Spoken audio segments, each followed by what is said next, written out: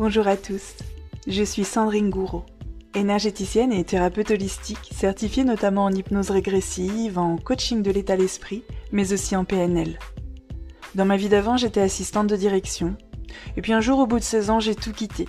Tout quitté pour suivre ma voie, mon chemin, ma passion, être énergéticienne.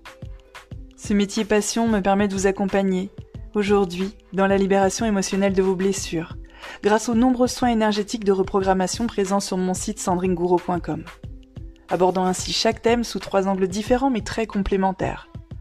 Structure vibratoire, c'est-à-dire vos énergies, le conscient et l'inconscient, pour des changements visibles et concrets. Ce qui me motive au quotidien, c'est de vous montrer que tout peut être changé et éclairer ainsi le chemin pour avancer vers la vie que vous vous êtes toujours souhaité. Et c'est exactement ce que je vous partage à travers tous mes différents contenus, que ce soit sur mon compte Instagram Sandy Moi Oui, ma chaîne YouTube Sandrine Gouraud, ce podcast ou mon site internet. Je vous souhaite une très belle écoute de ce podcast.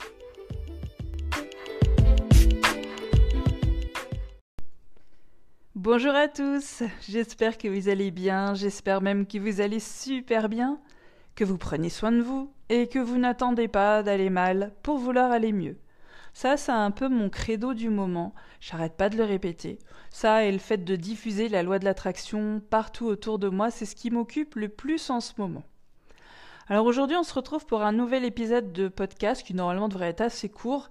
C'est sur le thème du négatif. Alors, je sais que c'est un drôle de thème pour un podcast, mais écoutez. Vous savez, souvent j'ai l'impression qu'on fait miroiter aux gens le fait qu'il va falloir absolument éliminer toute trace de négatif dans sa vie pour pouvoir accéder à une meilleure vie, tout simplement. Alors d'un côté, je vais pas vous mentir. À titre personnel, les gens négatifs de manière générale, c'est-à-dire selon ma définition à moi, c'est ceux qui se plaignent en permanence, et toujours de la même chose de préférence, c'est ceux pour qui il fait toujours trop chaud ou trop froid, ou il y a trop de vent ou pas assez, ou trop de pluie ou pas assez. Enfin, vous avez compris. Donc c'est vrai que moi, en général, ces personnes-là, que j'appelle des personnes négatives, je ne souhaite pas les avoir dans mon entourage plus de 30 secondes. Mais le négatif, de manière générale, ne doit pas être éliminé en totalité, parce que ce serait illusoire que de faire croire ça aux gens. Dans ta journée ou dans ta vie, c'est pas linéaire. Même si tu te lèves de bonne humeur et très positif, oui, à un moment donné, dans la journée, le négatif va passer sa tête pour faire « Hey, coucou, je suis là !» Après, c'est vrai que c'est ta responsabilité, soit de lui ouvrir la porte un peu plus grand pour qu'il vienne s'installer sur le canapé à côté de toi, soit de lui dire d'un ton un peu plus ferme, casse-toi. Parfois, il y a des événements dans la vie où il est quand même très dur de rester 100% positif. Et c'est normal. Et c'est pas grave. Comme je vous le disais, le plus important, c'est de faire en sorte que ça nous traverse et pas que ça s'installe. Alors aujourd'hui, je vais vous tenir un discours peut-être un peu différent que ce que vous avez l'habitude d'entendre la plupart du temps. Parce que moi, je ne suis pas contre le négatif. Et même parfois, je l'aime plutôt beaucoup. Alors, je vais vous expliquer pourquoi. La plupart du temps, on va vous dire qu'il faut faire attention à vos pensées négatives, sinon il va se produire du négatif dans votre vie. On va rester honnête. C'est vrai. La plupart du temps, c'est vrai. Mais encore une fois, seulement si tu fais une place au négatif dans ta vie, sur ton canapé à côté de toi, comme je te disais. Si tu as juste 1 ou 2 pensées négatives dans ta journée, de la même manière que si tu vas religieusement au sport 5 jours par semaine, du lundi au vendredi toute l'année. C'est pas parce que tu vas louper un jour de temps en temps parce que tu n'as aucune motivation que ça va se voir ni sur ton corps ni sur tes performances. Alors déjà, on va déconstruire ce mythe. Parce que finalement, c'est une phrase qu'on m'a beaucoup écrite en message privé sur les réseaux sociaux.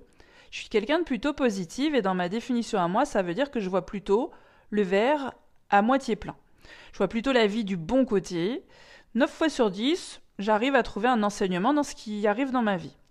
Quand les choses fonctionnent pas, je suis toujours persuadée que c'est parce que quelque chose de mieux m'attend, juste après, ou même un peu plus loin. Ça, c'est ma définition de la personne positive. C'est absolument pas une personne à qui il n'arrive plus jamais rien de négatif. Et ça, je trouve que c'est un mythe que l'on raconte, que l'on propage et que l'on intègre un peu trop bien dans l'inconscient de tout le monde.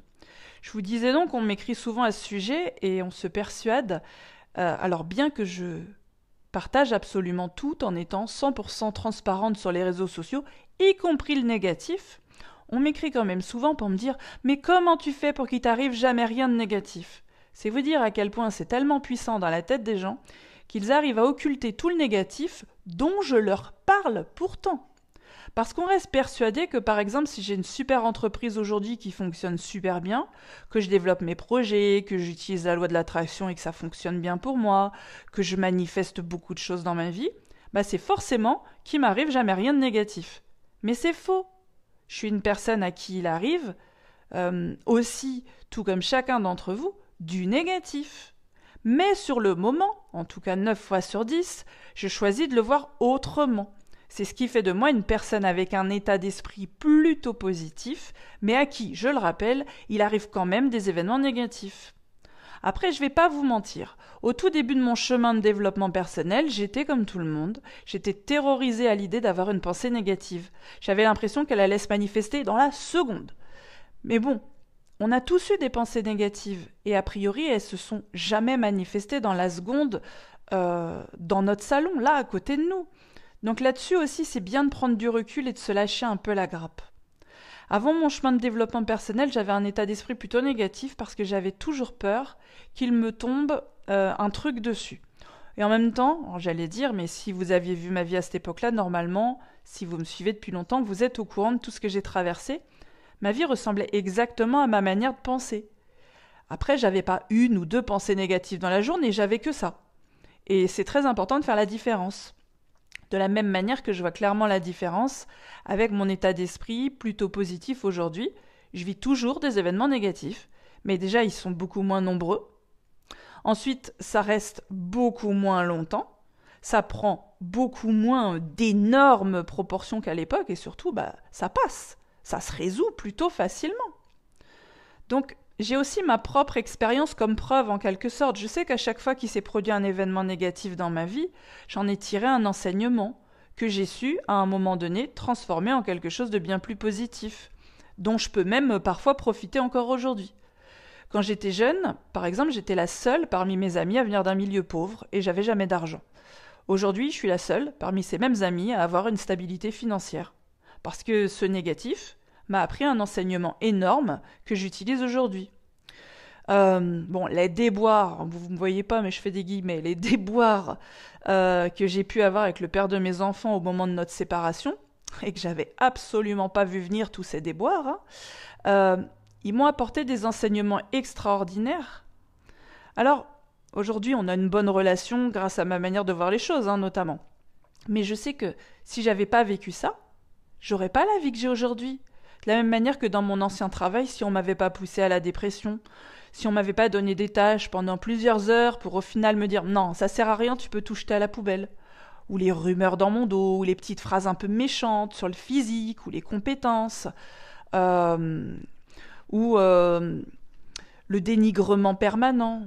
Soyons honnêtes, je serais jamais partie de là-bas. J'aurais jamais créé mon entreprise qui fait que je suis là aujourd'hui à vous parler et à vous aider. C'est pour ça que je tiens absolument à remettre l'église au milieu du village, comme on dit, et presque d'ailleurs à redorer le blason du négatif. Le négatif, il a un énorme potentiel. Il peut littéralement transformer ta vie si tu le vois comme une opportunité d'en apprendre quelque chose. Parce que crois-moi, dans ta vie, parfois, il se passe des choses et intérieurement, si tu te dis « ça suffit, stop », plus jamais je revivrai ce genre de choses, plus jamais on me fera ça, parce que plus jamais je vais le permettre, plus jamais je vais autoriser ça. Le négatif, il est extraordinaire, parce qu'il peut te pousser à faire des choses que tu n'aurais pas fait avec du positif. Vous savez, parfois j'aime bien vous faire le parallèle avec un film ou une série parce que c'est très parlant. Il y a eu une série que j'ai regardée, je crois, il y a quelques années, j'avais beaucoup aimé, si je dis pas de bêtises, elle s'appelle Timeless. Dedans, il y a 2 héros, une héroïne, mais bon, l'héroïne, dans sa vie actuelle, elle a une 30aine d'années, elle a une sœur qui a à peu près dans les 25 ans, et sa maman, elle est atteinte d'une grosse maladie, ou c'est suite à un accident. Je sais plus trop, mais c'est pas important. Et surtout, elle en a que pour encore quelques mois, vraisemblablement. Alors, grâce à une machine à remonter le temps, elle repart en arrière pour modifier des faits historiques. Parce que c'est ça le but de la série, c'est de prendre une machine à remonter le temps pour aller modifier le cours de l'histoire. Et elle fait en sorte de modifier quelque chose dans son histoire pour sauver sa mère. Je me souviens plus quoi exactement, mais encore une fois, c'est pas important. Elle modifie ce qui est censé sauver la vie de sa mère. Et quand elle revient dans le présent, elle tombe sur sa mère en parfaite santé. Elle est méga heureuse, elle court partout pour prévenir sa sœur.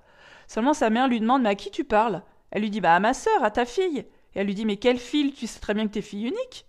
Parce qu'en modifiant le cours du temps pour sauver sa mère, elle a modifié toute l'histoire de sa vie, et sa sœur n'a jamais existé. Et d'ailleurs, tout au long de la série et jusqu'à la fin de toutes les saisons, elle n'a jamais pu faire revivre sa sœur. Elle a gommé à tout jamais l'existence de sa sœur. Alors elle finit par avoir une fille et elle lui donne le prénom de sa sœur en hommage, mais voilà, elle a complètement gommé l'existence de sa sœur en voulant réécrire son histoire. Ce que je veux vous dire par là, c'est que souvent on veut gommer les événements négatifs de sa vie en pensant que ça va tout changer. Ça va transformer ma vie sera complètement différente, si seulement je pouvais revenir en arrière.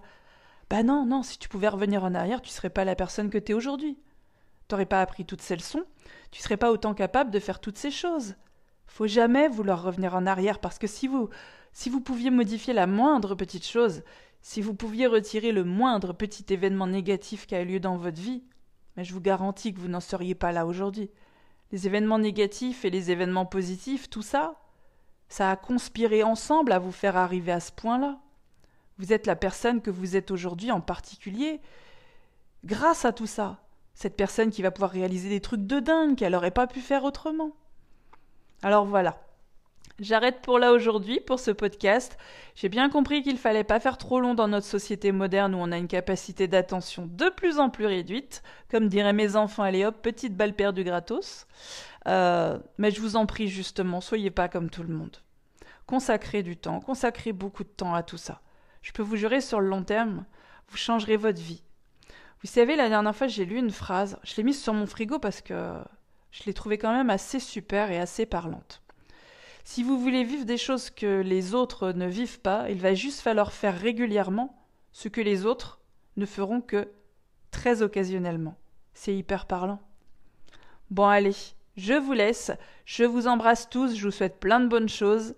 N'oubliez pas que sur le site, il y a environ 300 audios avec de l'énergétique, de l'hypnose et de la reprogrammation pour vous aider sur tout un tas de thèmes. C'est des MP3 en téléchargement. Et je vous rappelle également que je suis en cours d'écriture du livre que j'ai signé aux éditions Très Daniel. Il va sortir cette année. Ça va être un projet de dingue et il va énormément vous aider.